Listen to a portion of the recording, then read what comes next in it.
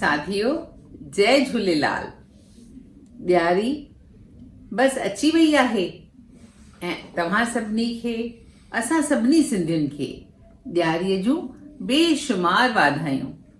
लक्ष्मी माता जी महर तव्हां सभिनी ते हुजे।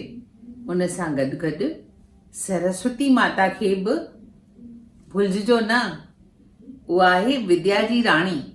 तंहिंजे करे विद्या जी इन महान इन देवता खे अचो त पूॼूं ऐं पंहिंजे सिंधी साहित्य खे, सिंधी ॿोलीअ खे सदाईं अमर रहण जी हिकु कोशिशि करियो।